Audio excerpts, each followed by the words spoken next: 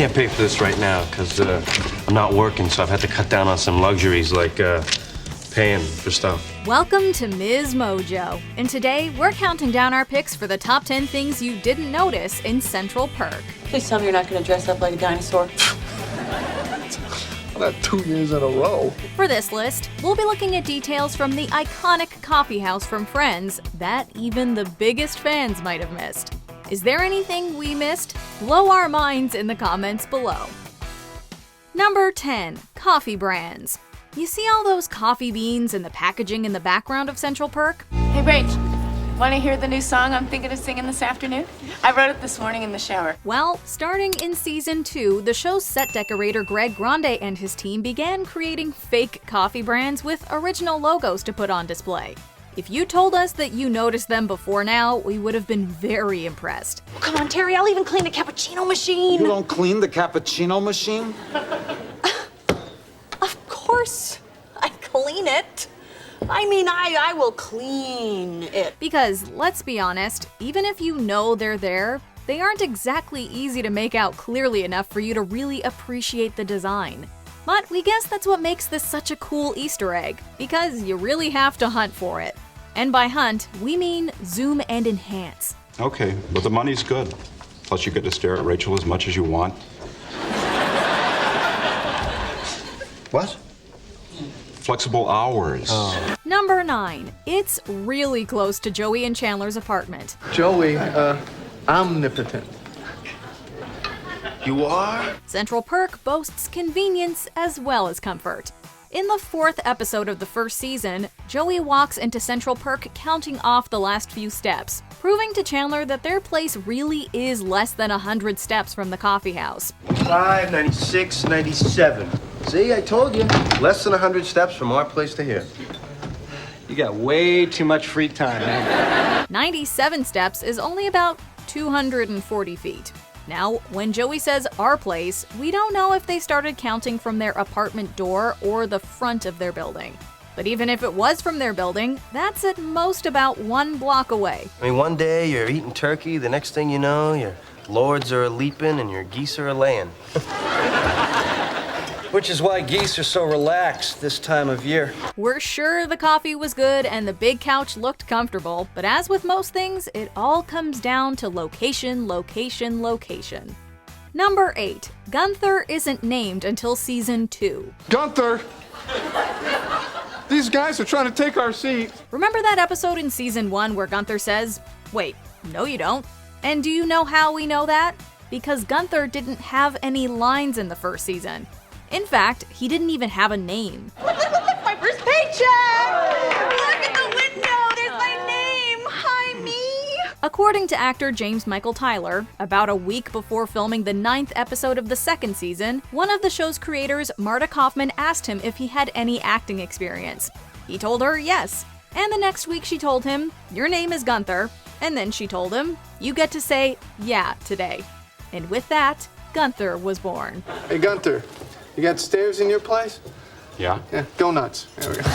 Number 7. The cups weren't always empty. As you may or may not know, when actors have coffee in a scene, the cups are usually empty.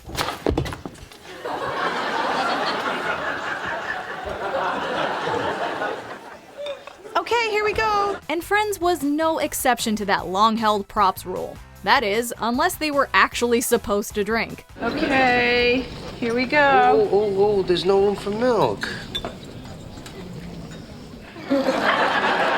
A big pet peeve of many TV viewers is when a character takes a sip from an obviously empty cup.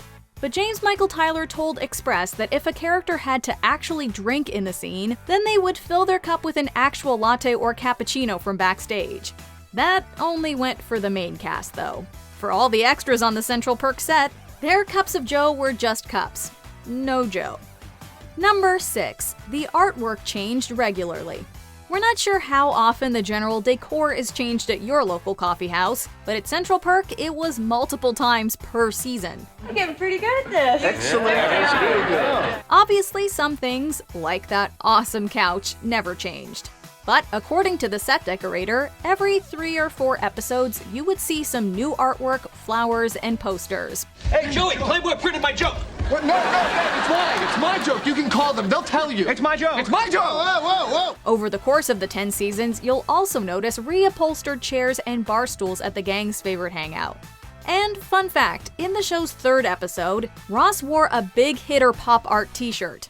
Well, that art was by Burton Morris, who ended up creating much of the art displayed at Central Perk over the next 10 seasons. It's his innate Allenness that we adore.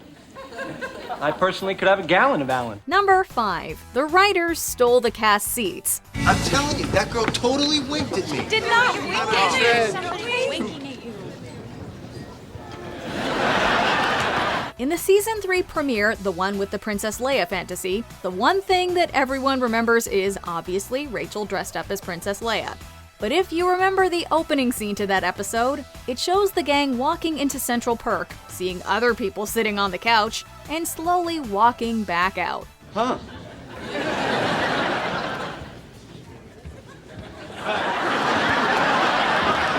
But what most of us didn't notice at the time is that the people sitting in their spot are writers on the show, and likely came up with the gag. Well, that's definitely one way to get yourselves on screen. Number 4. Gunther was an actual barista. Hey, Gunther, let me get a lemonade to go. Lemonade? You okay, Matt? You know that expression, right place, right time? Well, for actor James Michael Tyler, it was right place, right time, ability to use an espresso machine. That sucks. I was buried in an avalanche. What? I used to be Bryce on All My Children. Tyler didn't show up to the Friends set knowing he was going to have a recurring gig for the next 10 years. He was just an extra like all the others, except he was the only one that knew how to use an espresso machine. Say, Rachel, I was wondering if you'd like to go to a movie with me sometime. As my lover. And with that, he was put behind the Central Perk counter, and the rest is Friends history. And the funny thing is, the espresso machines they had on the set were pretty loud. So as he told BuzzFeed, quote, "I never actually made one coffee." Wow.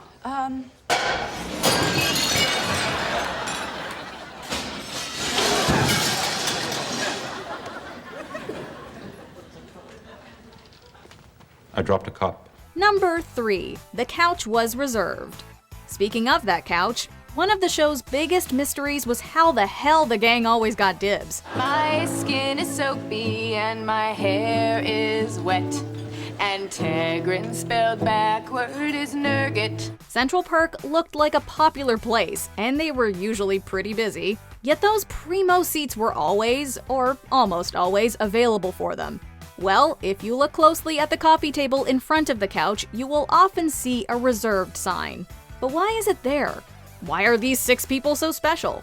Well, there is a fan theory that posits Gunther holds the couch for the gang because of his love for Rachel. I'll have a cup of coffee. Yeah, and I'll have all the muffins. But regardless of how the sign got there, it does seem to explain why these particular friends have the best seats in the house.